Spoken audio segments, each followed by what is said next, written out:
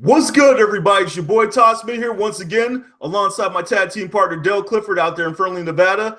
Welcome to yet another episode of the No Gimmicks podcast on the 3 and Out Radio Network. Dale, what's good, my man? What is up, Todd? So we've kind of started a couple new segments that we got going on. I know that we just recently did our first straight shooting with Mike Modest, and we're going to do another new segment here where we're going old school, and there's kind of a little bit of connection to it. Back September 4th, 1995, WCW joined the television ranks with WCW Monday Nitro to go head-to-head with WWE's Monday Night Raw. So we kind of figured would be a good spot to start would be the September pay-per-views, and first up was WCW's Fall Brawl. Indeed it was. So welcome to our good, the bad, and the ugly recap of Fall Brawl. So our first match of the evening was Johnny B. Bad taking on who was then known at the time as Flying Brian Pillman. As you know, Brian Pillman, unfortunately, we've lost him. He is passed on. So God rest his soul. But let's go ahead and kick this off here. The good, strong opener, featuring two of the best workers on the WCW roster. These guys outdid themselves in this opening match. Dale, what's your thoughts? Absolutely. And I just thought this was a fantastic way to open. It's like you saw every aspect that both men could bring to the table. I also thought one element that kind of helped, though, was the fact that it was a time limit match. Yeah. Mm-hmm. Because it's like when the clock was counting down, it was just like you added the suspense to it. Obviously, they ended up going to a draw and then into sudden death. But I just thought both men absolutely delivered. And Johnny B. Bad, who's had gone under numerous names along his career, it was just one of those stops for him that I thought was a big one. And obviously, he goes on to win the match, and then get the United States Championship match with Sting. So obviously, he gets propelled going forward. But it wasn't the last time we saw Mr. Flying Brian on the night of Fall Brawl. No, it wasn't. And this was a transition period for Johnny B. Bad because, like I said, prior to the broadcast, he kind of was like a mid-carder / jobber. Worked a lot of the preliminary shows for WCW back then, but then they started kind of letting him really break out his moveset, letting him do some more high-flying moves and some more like the junior style and whatnot. So he really began to evolve as a performer in the ring. So moving on to the badness match, we kind of both agreed on this one. Johnny B. Bad at Frisbee, is that correct, Dale? Oh, yeah. No, very, very hard to find something bad about the way this opened up Fall Brawl. It definitely put everything onto a good note. So very minor detail. Johnny B. Bad came out. He was kind of working as the fan favorite here. Flying Brian kind of did some tactics, kind of come off as the heel. But when Johnny B. Bad got into the ring, he was throwing Frisbees around to the crowd. And he pointed out to a fan that where he was going to have to do like a low Frisbee toss through the ropes. And, well, he didn't make it. Okay. Turnbuckle. So then what he did is he picked it back up and then he went over and then threw it to him. So I was just going on the Johnny B. Bad at Frisbee toss. Luckily, this was 1995, Dale, where he didn't have to excel in a sport like disc golf where Frisbee throwing skills are a must, like it is in 2017. So luckily, he excelled in the ring. So moving on here to the ugliest match, Nick Patrick. What was up with that mullet, bro? Dale, your thoughts on that? Yeah, I was also kind of picking up. I was like on the bow tie a little bit, but yeah, we go back to the 90s, and you're still seeing some of the mullet style haircuts, and definitely forecasted here pretty good by Nick Patrick. I also just wanted to indicate it was like that there was a spot there too that ended up Johnny B. Bad ended up getting the cut over the eye too, is like which also looked pretty ugly too and was bleeding. But they worked kind of through that. So, yeah, again, picking on Nick Patrick, it's like 1995 mullets is like they were a little bit more popular back then. Hey, it wasn't too far from the release of Joe Dirt, right? Or Joe Dirt, was that his name? The one with David Spade? Uh-huh. So moving on here to the next match from Fall Brawl 95, we had Sergeant Craig Pitbull Pittman taking on Cobra. So This match hardly even lasted long enough for us to even come up with the good, better, or ugly. But we just basically said, hey, it was mercifully short and sweet because neither one of these two guys really amounted to anything in the pro wrestling industry. Dale, you agree on that?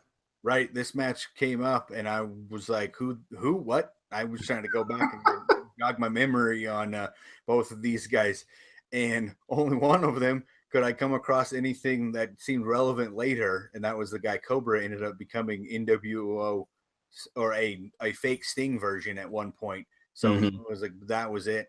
And then so we kind of shift into the bad on this one. It was going to be very hard for this match to do anything right to top the opener. So it's kind of like they kind of got put into the position of we just need to move the show along, as like put something in between the next match, and that's kind of what this became. Yeah. I think the sneak attack, actually, which took place prior to the actual match itself, lasted longer than the action in the ring, moving us to the ugly. Cobra got choked out by what looked like almost like a belt of ammunition by Craig Pitbull Pittman prior to, the actual action unfolding in the match. Dale, what do you have to say about that? Right. Again, pulling at things when you've got a squash match that I think the lead up to the match was longer. And this was one of the things that led up to the match is like Pitbull's like came in with the ammunition and put the chokehold onto Cobra. So it was kind of like, I just like, it wasn't like he took the arm tape or anything like that. It was the kind of taking the ammunition and just shoving it into the throat. You kind of might be able to say it was going to hurt a little bit extra. Yes. After doing some research on Craig Pitbull Pittman, I will say one thing. I would not want to get on that dude's bad side. He is a legit U.S. Marine who has served our country. So, hey, props to you for protecting us and serving us, brother. But, yeah, your in-ring skills, not so much, man. Moving on here to the next match from Fall Brawl 95. We had Diamond Dallas Page taking on the Renegade for the WCW TV title. So, for the good for this one, this was DDP's first ever career title win. Dale, what else do you have to say about that? Well, I think that's kind of the best thing we could take really from this. The only other thing I was going to say is like, what was good is the Diamond Doll. It was like at that time, like you really complained too much about who was escorting out Diamond Dallas Page. And obviously Hall of Fame career now shifted. Is like, here was the very first championship reign for one of the all-time greats in professional wrestling. So yes, indeed. So now moving on to the bad, really, although a married couple in real life, Kimberly Page portrayed the Diamond Doll, there was just absolutely no chemistry between her and DDP during that actual match. And that was observation that you pointed out, Dale. So I'm going to let you go ahead and elaborate on that bit.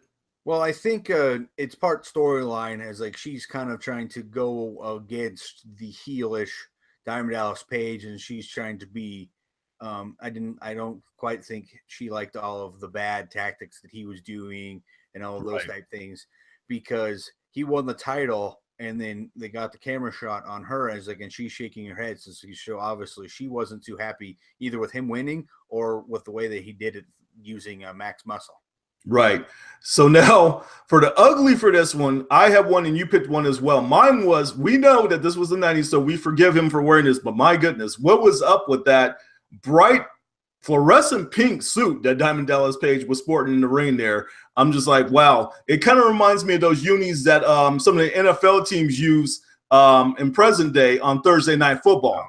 You know what I'm talking about, where they wear almost like the same color from head to toe. The dude literally looked like a hot pink highlighter out there at night. So what was yours? Yeah, no, mine just kind of goes into Renegade was going for a crossbody. Diamond Dallas Page slid out or ducked it, and Renegade crashed into the ropes. Ooh, again, yes. Probably an open spot. It was like that was the way it was going to go. It was like, but just when you kind of go for a move, is like, and you end up landing into the ropes, is like you're kind of probably not 100% prepared for that. So yeah. Real sad story would turn out with that guy, the Renegade, Rick Wilson.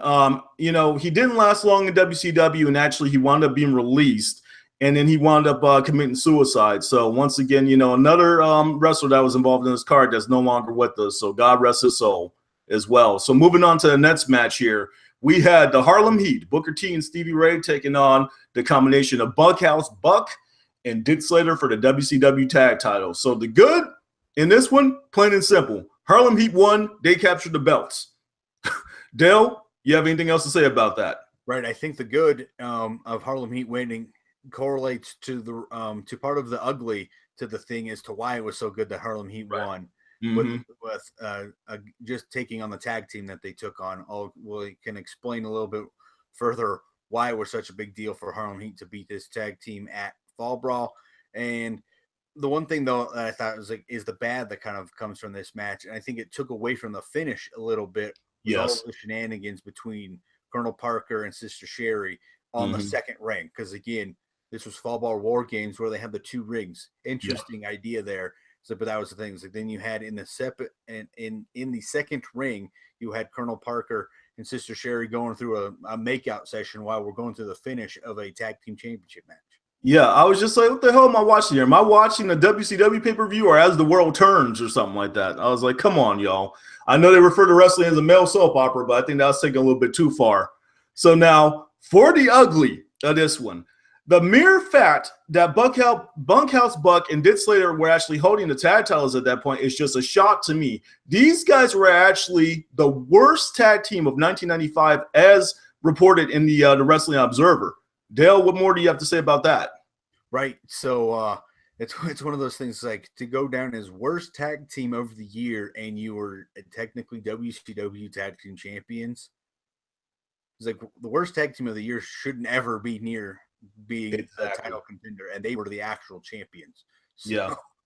And we did our research on this topic prior to the broadcast. It's amazing to us that the very next night, Harlem Heat actually lost the belts to the American Males, Buff Bagwell and Scotty Ritz. I mean, it was just a game of hot potato going on between a couple tag teams in WCW at the time, very similar to what's going on in the WWE on Raw with the women's division. So, art imitates life, I guess. Moving on here. We had a classic encounter between Ric Flair and Arn Anderson, 2 of the staples of the Four Horsemen stable over the years. So the good in this one basically was Arn Anderson gets to pick up the win, and he gets to step out of Ric Flair's shadow. Dale, your thoughts on that? Absolutely. This was being built as the confrontation between Arn and Anderson and Flair. It's like where Arn was trying to prove that he was an equal to Ric Flair and not the sidekick part of the Four Horsemen or living in the shadow of. And I absolutely believe Arn came out and proved that he could go just like Ric Flair. Yeah, that was, that strange time frame there where Arn started picking up a lot of big wins. He actually had a win over Hogan, believe it or not, on a Monday Nitro, but nothing really ever led from it. He never wound up with a title reign or anything like that. So it's like they just were afraid to pull the trigger to put the title on that guy. And he's probably one of the most well-respected wrestlers in the business over the years. The bad of this one, we kind of had to get a little nitpicky here. Given the high importance of this match, why was Michael Buffer not used to be the announcer prior to the bout? They used him at the very beginning of the show for Johnny B. Bad and Brian Pillman. Any ideas to why that could have happened? No, it's kind of interesting. It was like, again, maybe it was just a money thing. It's like there was only certain spots like where they wanted him to come out. Because obviously you were saying when we were discussing this, you're like, oh, wow, they had Buffer for the show, must have cost them a pretty penny. Oh, yeah. You go to that. It was like he opened the show. It was like did the first match of the show, and then he did the main event. And obviously, he's got the famous catchphrase, which I am not going to say. No, we can't afford it, Dale. But that's just the thing. So you look at that. But I feel like this match should have had the use of Michael Buffer. It was like you're talking Arn Anderson against Ric Flair. It very much could have used Buffer. Although David Penzer. He's can hold his own too. Oh yeah, very, very highly skilled in that area. But my whole thing is, it's just like I heard each time that guy utters that phrase, "Let's get ready to," I believe he literally gets paid well over $1 million basically for saying that line. So as me and Dale had said, yeah, that's way too rich for our blood. So moving on here to the ugly of this match. Brian Pillman running in to assist Arn Anderson with the victory, which really kind of in the long run cheapened the victory over Ric Flair. Your thoughts on that, Dale? Absolutely. And kind of playing a little bit of catch up where we're just like diving into the middle of 1995. There's like some context is lost a little bit Mm-hmm. But you can kind of hear the reaction of Bobby Heenan and Tony Schiavone as they're not understanding why Flying Brian gets involved in this at all. Mm-hmm. So obviously you're going to have to go forward into 1995 later. It's like to understand any part of why this happened, but absolutely, it's like you're talking about Arn Anderson trying to move out of the shadow of Ric Flair, and he gets helped out by Flying Brian for no reason. Yes, and this was kind of almost the precursor to what came later for Brian Pillman as the Loose Cannon. Yeah, so definitely check out some of his later work in WCW, which led to the run in ECW as well. So now on to our main event of WCW Fall Brawl 95. We had War Games featuring two teams. So team one was Hogan, Sting, Lex Luger, and Macho Man taking on the Dungeon of Doom, which is comprised of Kamala, the Shark, Zodiac, and Ming. So the good for this one is, for me at least, I actually enjoyed the promo. I miss the old school wrestling promos where guys would actually kind of just, just show their personalities, and they would just kind of go off script, and they were animated. It was just like the announcer sitting there lost, basically, not even knowing what's going on around him because these guys are just, a bunch of maniacs. That was better than the actual match itself. But Dale, what's your thoughts? Absolutely. It's like you had the backstage segment where Mean Gene, I want to say, was interviewing the Hulkamaniacs, and that's things like all four of those guys absolutely going crazy. And that's just kind of one of those things like that you don't really see too much nowadays. And then a lot of it is you don't have the ginormous characters now. It's like it's a shift in wrestling. It's more about the high flying and just guys being real as opposed to being the ginormous characters that we had back then. Because obviously, then speaking of ginormous characters, you look at every single member of the Dungeon. Yes. Yeah. And I'll tell you, I'll give you two words why the guys don't act that way anymore. Wellness policy. Okay. There was a lot of influences being used during, prior to those matches and during those shows and whatnot back then. And that's a lot more under control these days. I think that's a big part of the reason why those guys are, not so wild and so animated and whatnot. So moving on to the bad of this match here, Lex Luger actually was a replacement on the team for Hogan and Sting and Macho Man. The storyline here was Vader was originally supposed to be included in that team, but they aired a little promo beforehand saying that he was AWOL. We all know what happened to Vader. Vader left. He left and went to the WWF. And I felt that really kind of took something away from his match because Vader is known as being one of the best workers for a big man of all time. Dale, what's your thoughts on that? Well, and you kind of look at it. Obviously, it's Hogan, Savage, Sting, and Luger. Big, all still big muscular dudes. But you look at the Dungeon of Doom, and they had Kamala and the Shark and Ming. It's like big guys. Like, so to kind of take away Vader's, like you're taking away the Hulkamaniacs, big guy. But obviously Luger fills in as like very much as a powerhouse type guy. Like, but he didn't really have the size there that you would get with a Vader. I also just kind of thought, I was like, I liked the concept of sorts. Is like it shifted now. Is like you see a little bit with what Impact does with Lethal Lockdown. Is like in the rotating of the guys. I like the two rings. I like having the top cells like shorter. So I liked the concept. I just also just found it different and a little bit confusing that there was only one elimination needed for the match to end. Right. Guys involved in the match, and you only need one elimination. So I'm just going to make a reference here. Speaking of the short, like cages that they had in terms of like the actual height of the cage, I cannot remember which year it was from. There was a War Games featuring Brian Pillman and Sid, who's probably about 6'7", 6'8". He picked Brian Pillman up to deliver a power bomb. His feet hit the top of the cage, and he dropped him down almost straight on his head, damn near killing the guy in the process. So that was really dangerous. So I think in the later versions of War Games, I'm quite sure that they heightened the height of the actual cage itself. So that would make sense. Like because I noticed that Macho Man went up to the top turnbuckle for one spot, and he was bent over.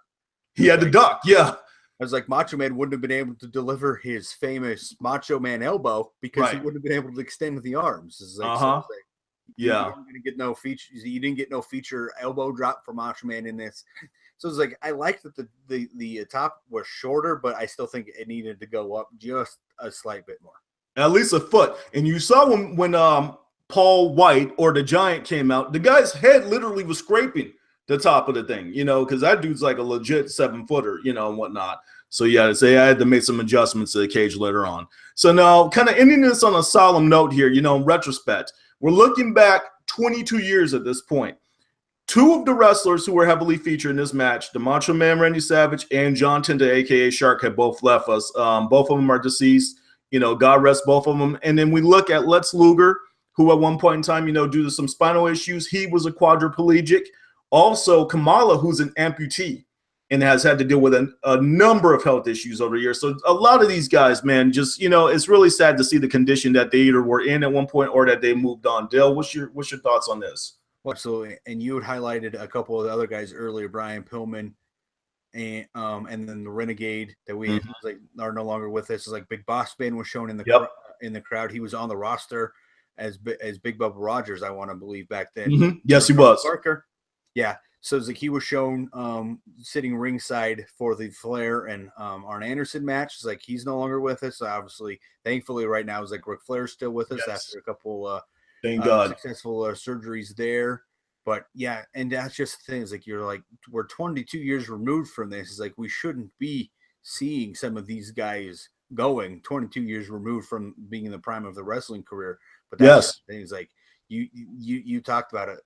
What some of these guys were going, putting into their bodies and doing to their bodies in the 90s and stuff like that. It's like that. Unfortunately, they're no longer with us. Yeah, it's really a sad commentary. But thankfully, like I said, moving forward, they learn from those past mistakes and whatnot, and the business really has evolved. No chair shots hardly at all, to the head anymore, at least in the, the main companies like WWE and Impact and whatnot. And they also have the routine testing through the wellness policy. So, Dale, guess what? We've gotten to your favorite portion of the show here, and I'm actually going to take the lead on this one because I just have to say really quickly, this was not a good show. It really, truly was not. We had two highlights. The first match between Johnny B. Bad and Brian Pillman was excellent, and that way exceeded my expectations. And then Flair and Anderson definitely was, a premier caliber match. Everything else pretty much sucked. So with that being said, on a scale of 1 to 5 on a no gimmick scale, 2.5. Your thoughts? Yep, that's 100% agreed. I was like 2.5, 2.75. That was where I was going. 2.75. I was like, I even felt I was getting way too high. So yeah, it is definitely a 2.5. It had two solid matches. So you had huge star power to this in terms of legends in the business, but really, and that was the thing, is like I wasn't even sure what to expect from Flying Brian and Johnny B. Bad, and then I came away with that being pretty much the match of the night, and then right underneath it was Anderson and Flair, which I was like, well, we know what this match is going to do. It's like, if you understand professional wrestling, Arn Anderson and Ric Flair was going to absolutely deliver, and they did. So yes, without question. So hey, one thing is for sure, me and Dale could go old school all night long, but unfortunately, we have came to the end of our episode of the No Gimmicks podcast. So thank you for joining us for our Good, the Bad, and the Ugly recap of Fall Brawl from 1995. We are No Gimmicks, No Image, all wrestling, all the time. Please subscribe to our official YouTube channel at www.youtube.com/the No Gimmicks podcast. Make sure that you subscribe publicly so that way we are aware of your support. Also, check out Craig Perkins' article, Around the Ring and Back Again, on ProWrestling.com. We would like to hear from our viewers, so please leave us some feedback in our comment section. Also, like us on Facebook and follow us on Twitter at the No Gimmicks PC. Remember, sharing is caring. Feel free to share the links to our episodes with other professional wrestling fans and on your social media accounts as well. That does it for this episode of No Gimmicks Podcast on the 3 and Out Radio Network. For my tag team partner Dale Clifford in Fernley, Nevada, this is Todd Smith in Bristol, Connecticut signing off. Until next time around, y'all take care.